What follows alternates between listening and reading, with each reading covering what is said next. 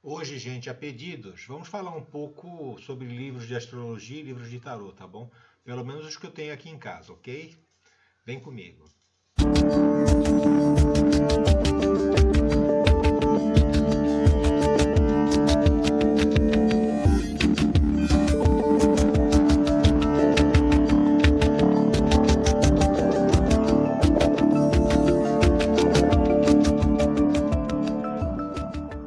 Boa noite, gente. Como vocês estão? Espero que todos estejam bem, espero que todos estejam aí com saúde, espero que todos estejam em paz junto aos familiares de vocês, junto aos bichos de vocês, junto aos amigos de vocês e a quem mais for caro e querido ao coração e à alma de cada um, ok? Então, minha gente, quando a gente estuda ou se interessa por alguma coisa, né? Quando a gente tem aquela vocação intelectual de gostar de ler, gostar de estudar, etc., né? Aquela curiosidade, né? A gente acaba colecionando muitos livros, muitos artigos, muitas revistas, né? Do que for, né? E quando eu comecei a construir essa casa aqui, uma das coisas que eu fiz questão de reservar foi um quarto, né? Que é esse quarto aqui onde a gente está, né? Onde eu pudesse me isolar, né, para poder estudar, para poder ler, para poder trabalhar. Né? Na época eu até achei que pudesse ser algo exagerado da minha parte, eu me perguntava isso, será que eu não estou exagerando, né, de reservar um lugar só para isso? Mas acabou sendo de muita valia nesses anos aí de pandemia, né, porque a gente entramos todos em home office, né?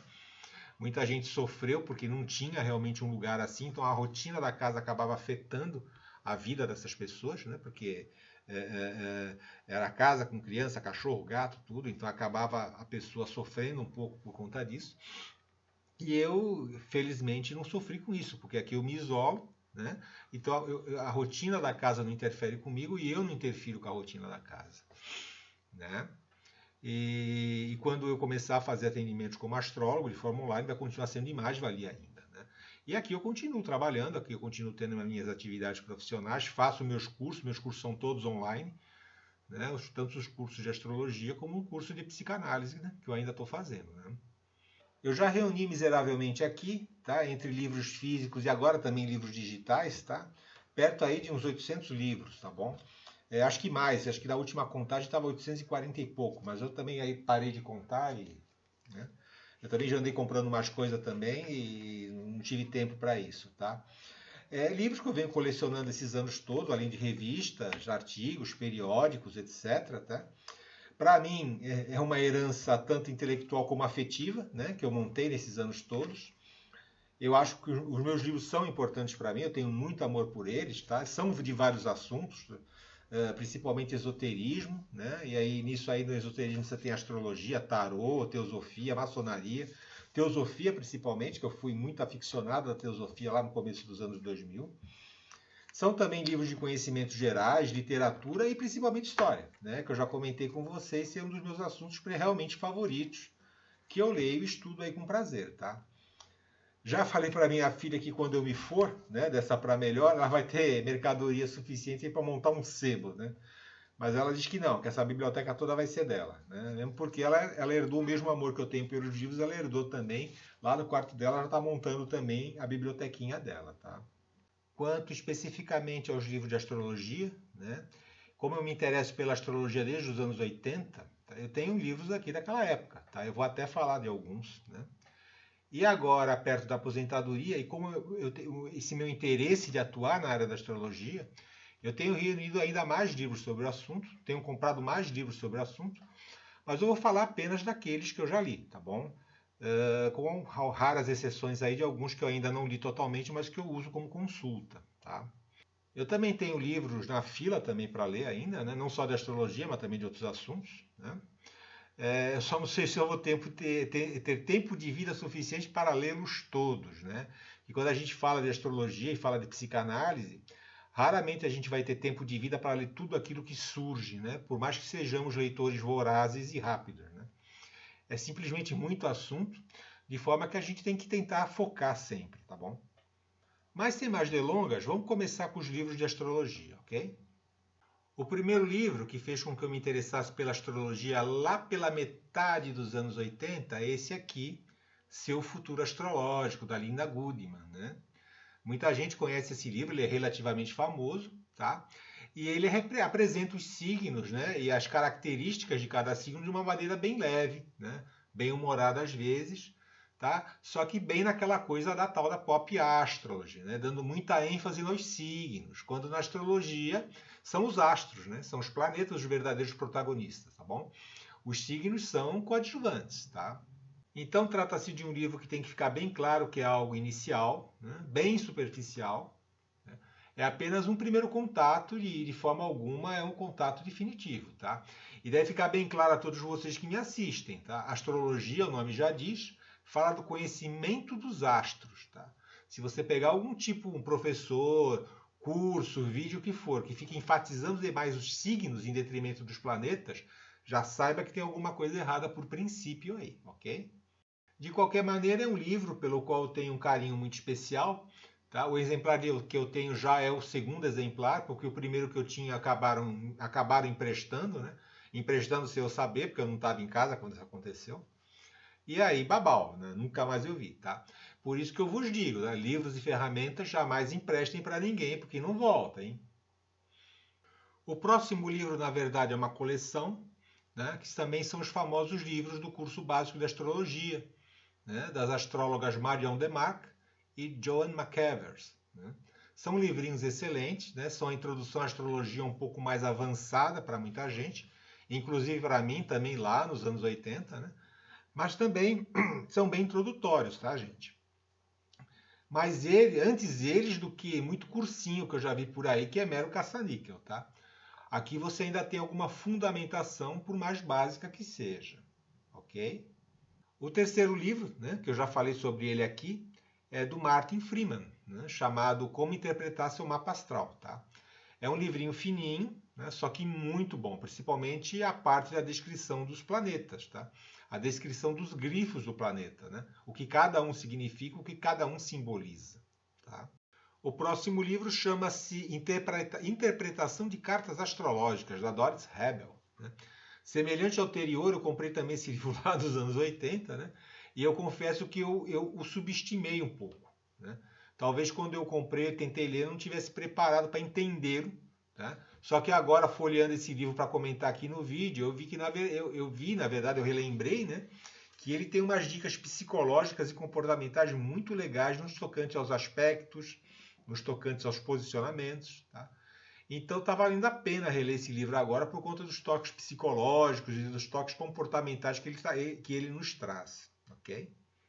O quinto livro é um livro do Stephen Arroyo, tá? Astrologia, Psicologia e os Quatro Elementos. Tá? É um excelente livro, né? O Arroyo é um pensador da astrologia, ele formula muitos conceitos, etc.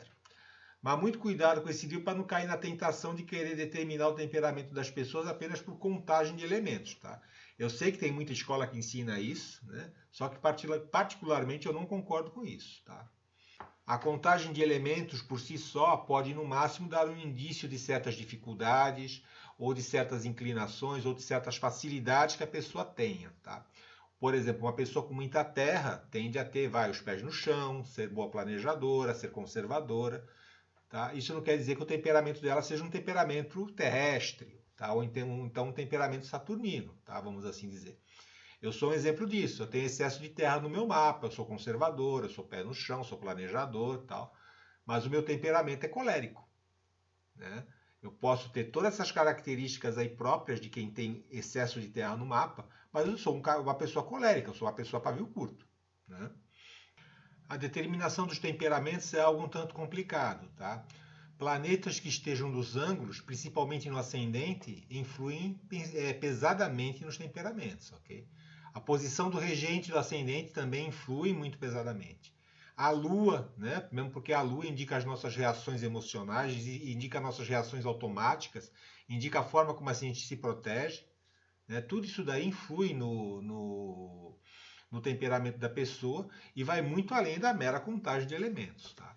E nesse ponto eu concordo, né, com o pessoal da astrologia clássica, com o pessoal da astrologia tradicional, que para calcular o temperamento eles levam em conta várias coisas. Eles levam em conta o elemento do ascendente, elemento do regente do ascendente, estações do ano, de acordo com o hemisfério norte, claro, planetas que fazem aspecto do ascendente, posição da Lua, elemento onde está a Lua. tá? Eles levam tudo isso em conta para você determinar se a pessoa tem um temperamento sanguíneo, se ela tem um temperamento colérico, se ela tem um temperamento melancólico, e por aí vai, tá? Apesar deles também não fecharem entre si lá não fecharem entre si um método único, tá? Eles diferem muito lá entre eles, ok? Mas nesse ponto eles fazem de uma maneira um tanto quanto mais elaborada do que simplesmente contar elemento, tá bom? Do Arroyo a gente também tem normas práticas de interpretação do mapa astral, tá? É um livro bom, entendeu? Ele dá muitas dicas de interpretação de uma forma bem didática, porque o que eu gosto nesse livro é que ele não dá simplesmente a descrição de alguma coisa.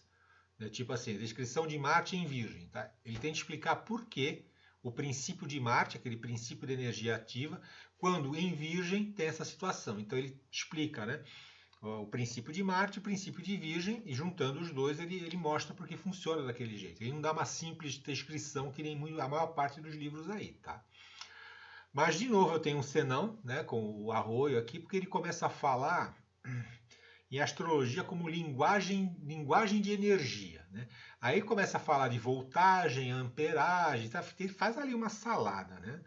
E a astrologia ela não se explica por energia, né? Ela se explica por espelhamento. Tá? É o princípio hermético da correspondência, assim em cima como embaixo. Tá? Então, como tudo está ligado, né, olha-se para os céus e tenta estabelecer uma correspondência com o que está acontecendo na Terra ou com o que pode vir a acontecer na Terra. Né?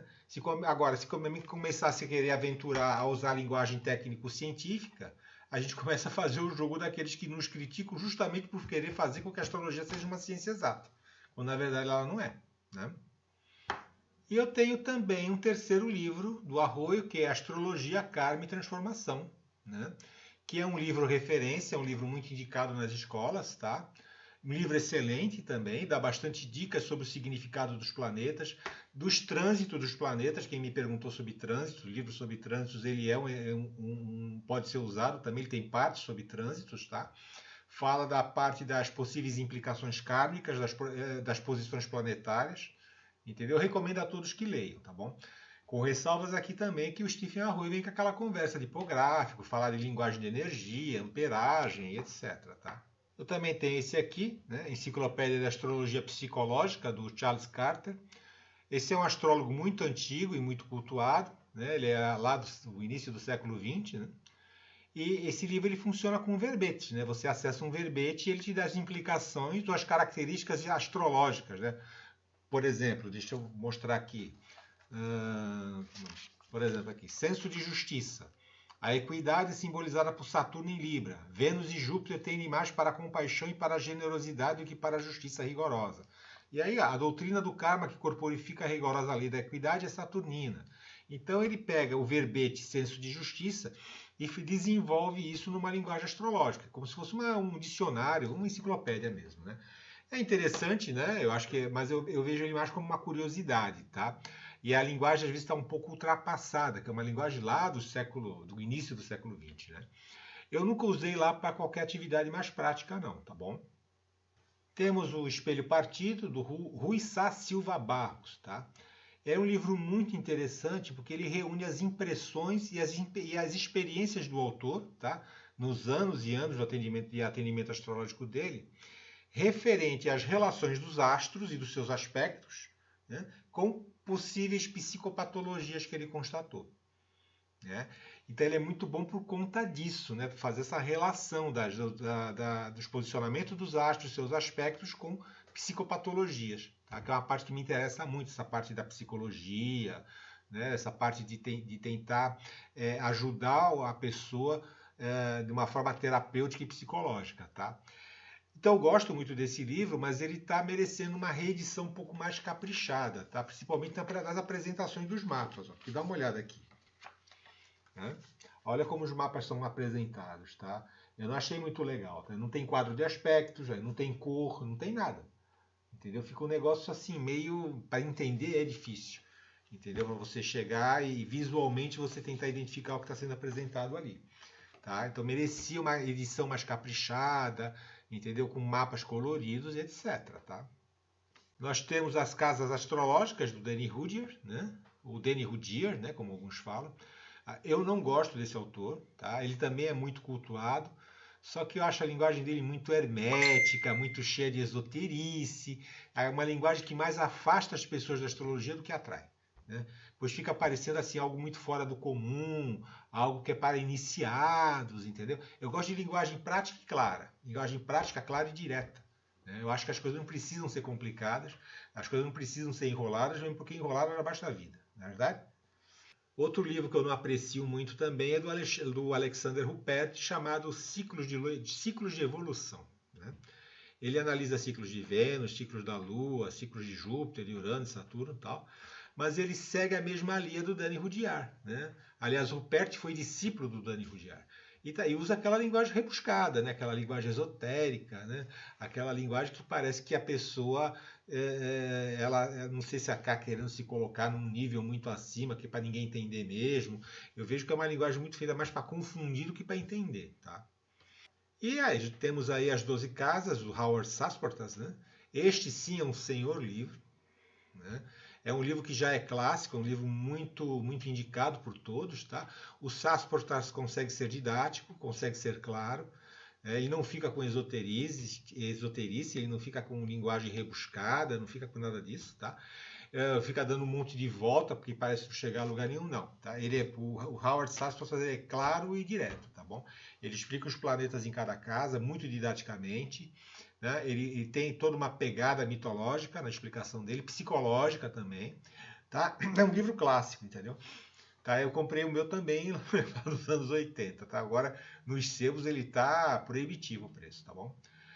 Tá? Só precisa tomar cuidado com esse livro, porque ele faz equivaler planeta com signo, tá bom? Por exemplo, ele diz que ter Saturno na nona casa é a mesma coisa que ter Capricórnio na cúspide da nona casa, né? Mas não é bem assim, né? O planeta é sempre o mais forte, tá? E uma casa que esteja vazia vai depender de onde está o planeta do signo regente que está na sua cúspide, ok? Então, tomar cuidado com essa equivalência que ele faz entre signo e planeta, tá bom? Esse livro também é do Sasportas, eu já falei várias vezes dele aqui, que são Os Deuses da Mudança, né? Esse livro, quem puder arrumar ele de um jeito ou de outro, arrume e leia, tá? Esse livro vale muito a pena ler, tá? Principalmente por conta dos aspectos mitológicos que ele conta. Ele explica as qualidades dos planetas transaturninos com as suas histórias mitológicas. Então fica um negócio gostoso e fácil de você entender do porquê as coisas são daquele jeito. Entendeu? Quem puder arrumar esse livro, arrume e leia. E é um livro de trânsitos, tá? Quem está procurando um bom livro de trânsitos é esse daí, que são os deuses da mudança. Mas ele também dá as características dos planetas, né? Ele define as características do planeta de acordo com a pegada mitológica. Muito bom esse livro, tá bom? Esse livro aqui chama-se A Luz do Céu Profundo, Astrologia e Política do Brasil, tá? Aqui eu vou quebrar um pouco a regra, porque esse livro eu ainda não li inteiro, tá? Mas ele é interessante porque ele é uma fonte de mapas de vários personagens políticos do Brasil, né? Nós temos o mapa do presidente Castelo Branco, temos o mapa do presidente Costa e Silva, o mapa do presidente Juscelino Kubitschek, do presidente Zé Sarney, Paulo Brossard, né? Do Ciro Gomes, está o mapa do Ciro Gomes aqui. Às vezes, quando quer fazer uma análise, fazer alguma coisa, eu recorro a ele por conta disso. Mas eu ainda tenho que ler com mais carinho, tá? O Getúlio Bittencourt, ele foi um jornalista que ele já é falecido, né, que ele cobria a política do Brasil, mas que também ele era astrólogo, né? Ele era jornalista político, mas também era astrólogo. E escreveu esse livro aí, tá? Tem que ler esse livro com mais atenção. Temos esse livro aqui da Ana Maria Costa Ribeiro, chamado Conhecimento de Astrologia, né? Ele tem parte mundial, vocacional e empresarial, tá? Eu ainda não li inteiro, entendeu? Mas eu utilizo como consulta quando eu faço vídeo de astrologia mundial, tá? Eu pego lá os dados, que significam planetas na astrologia mundial, as casas, etc, tá? Eu quero ver se eu faço mais para frente um curso de astrologia mundial, que é um negócio que eu gosto. Aí esse livro aí parece ser muito bom, tá bom? Tanto para a astrologia mundial como para as outras duas partes que ele trata, que é a vocacional e a empresarial, né? Especificamente sobre trânsitos, né, que me perguntaram lá no grupo, lá no meu grupo do Telegram, né? Além dos deuses da mudança e também do Astrologia, Karma e Transformação, temos o livro Trânsitos, né, da Betty Landstedt, também é um livro muito antigo, né? Temos Trânsitos Planetários e Destino, tá? Que é um livro em espanhol do Jorge Antares. e também Planets in Transit, do Robert Hund, tá? Esse aí já está em inglês, tá? Todos eles são muito bons, tá? Mas o livro do Robert Hund e também Os Deuses da Mudança são os melhores de todos eles, tá? O livro da Betty Landstedt, ele tem a vantagem de ter um linguajar mais acessível, ok? Sobre os livros que eu estou lendo agora, tá? São no momento 4 livros, tá? Tem esse aí, né, da Marion DeMarc e da John McEvers também, que ele fala sobre progressões, direções e trânsitos também. Tá? Eu estou tentando aqui sozinho destrinchar esse assunto, não tanto do trânsito, mas das partes de progressões, direções e revoluções solares, tá bom? Tem esse aqui que é Hitler, um estudo astrológico, da Márcia Sarcinelli, que faz uma interpretação do mapa astral do Adolf Hitler. Né? Tem esse Astrologia e Mitologia, tá? Seus arquétipos e as linguagens dos símbolos, do Ariel Gutman e do Kenneth Johnson.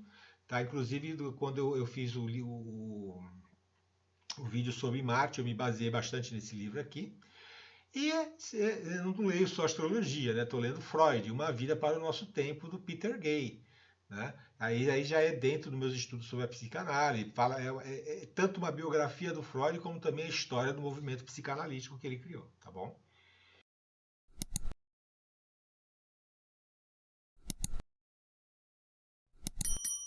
Falando um pouquinho de tarô, tá, gente? Eu estudo tarô, me interesso por tarô desde pelo menos 2003, né? Lá se vão 20 anos, tá?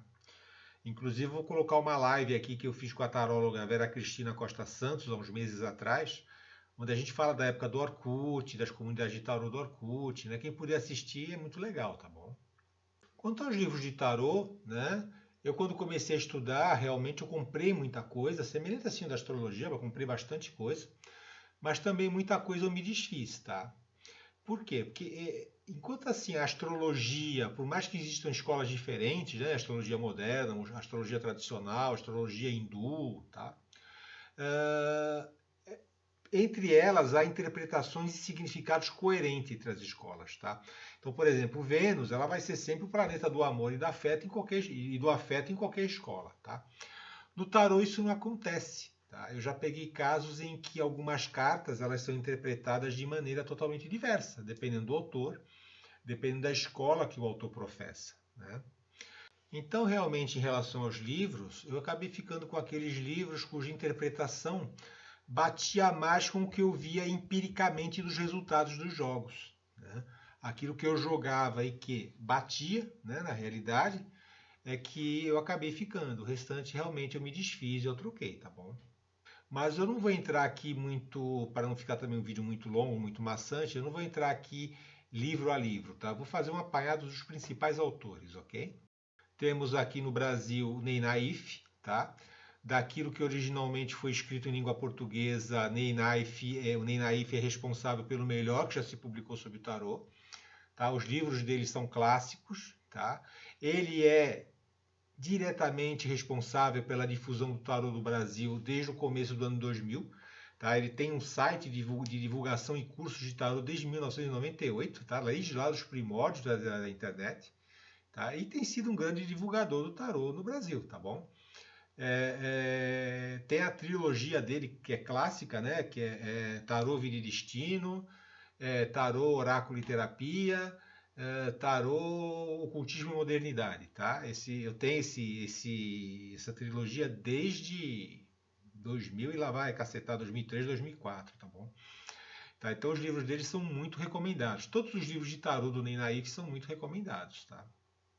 Temos aí o Raju Banshaf, né? O Raju Banshaf ele é um autor alemão que ele foi precocemente falecido, entendeu? Mas ele é autor obrigatório, tá?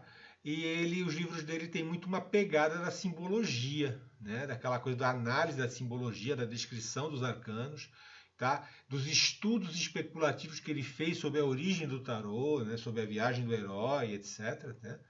E também é outro autor obrigatório, recomendo qualquer livro dele, tá bom? Temos a Diana Healy, né? Que ela escreveu um livro que é muito pouco ele é conhecido, mas sabe pouco sobre a Diana Healy, tá? Mas ela escreveu um livro chamado Tarô, Dicionário e Compêndio, né? Da Jorge Zahar, editor, Tá? Como consulta, é um excelente livro de consulta. Ele traz a interpretação dos arcanos de acordo com a visão de 15 tarólogos e ocultistas famosos, que desenharam baralhos, inclusive. Tá? Então é muito bom para consulta, para você verificar os diferentes ocultistas, diferentes tarólogos interpretam os arcanos, ok?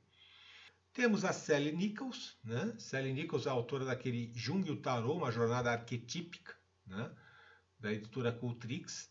Ele é muito cultuado nos meios tarológicos brasileiros, tá? Eu li esse livro, já citei esse livro aqui em alguns vídeos que eu fiz, tá?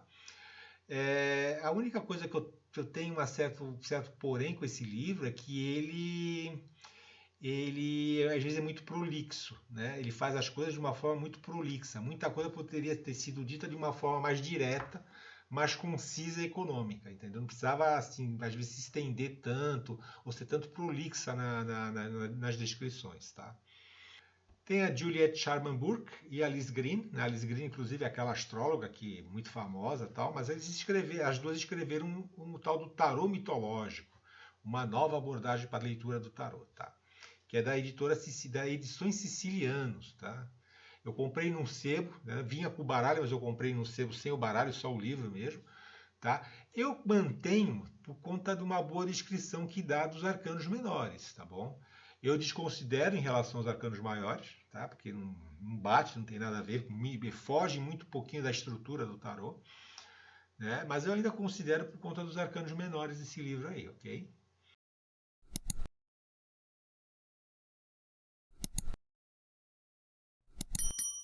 Temos a Raquel Pollack, que recentemente faleceu, né? Infelizmente, autora de 78 Graus de Sabedoria, tá? Em português ela foi publicada em 2 volumes, né? Volume 1 e volume 2. Aliás, na maior parte do mundo foi publicado em 2 volumes, mas o exemplar que eu tenho é em inglês e num único volume, já com essas 2 partes reunidas, tá? As edições em português estão esgotadas, tá bom? E quando são encontradas em sebos aí é preço proibitivo, tá bom? O que me atraiu nesses livros da Raquel Pollack foi a informação, né, que eu não lembro de onde eu obtive essa informação, de que ela teria influenciado toda uma geração de tarólogos nos anos 90, tá? Onde naquela época não havia tanta literatura sobre esse oráculo aí, sobre o tarô, tá? E aí também teve o fato de ser inglês, uma época eu estava querendo treinar o idioma, então acabei pegando o livro. Tá? Eu gostei muito do livro, tá? A Pollack mantém uma linguagem concisa, uma linguagem rica na descrição da simbologia, ela é muito detalhista, muito analítica, tá bom? Demonstra ter conhecimento esotérico, demonstra ter conhecimento ocultista. E uma coisa que é importante também, tá? Talvez pouca gente saiba, a Pollack, ela era uma mulher trans, né? Que ela fez uma operação de mudança de sexo lá no começo dos anos 70. Só que isso não influencia os escritos dela, tá? Ela não transforma o tarô numa plataforma para fins ativistas. Era algo que era da vida, a opção de gênero dela era algo que era da vida particular dela. Tá? Eu acho isso muito legal. Ela não fez aquela coisa de querer usar o tarô como plataforma para fins ativistas, ok? E tem o livro da Vicky Noble, tá? Que se chama-se Mãe Paz, da editora Nova Era. Tá até aqui esse livro aqui, tá? Esse livro logo eu vou trocar para levar para algum sebo para trocar. Esse livro aqui ele não vale a pena, não recomendo ninguém comprar esse livro aqui, tá? Porque o que acontece? A Vicky Noble, ela é uma autora feminista, tá? Ela é uma ativista feminista.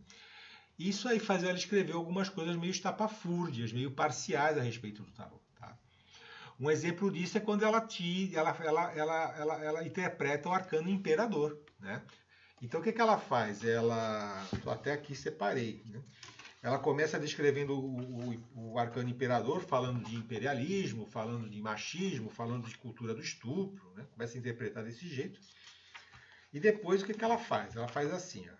Se o imperador despontar em uma leitura, acautele-se, você está prestes a um furioso embate contra algum tipo de estrutura patriarcal e provavelmente terá de lidar com algum tipo de rigidez e mesmo com a maldade ou desonestidade.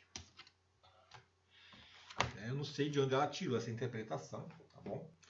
de tudo que eu estudei do tarô, eu nunca vi ninguém interpretar desse jeito, tá? Porque o que é o imperador, gente? O imperador, ele é o símbolo da civilização. É ele que impõe limites à mãe natureza, que a mãe natureza é a imperatriz, tá? Porque a mãe natureza ela é muito bela, ela é muito maravilhosa, lógico, né?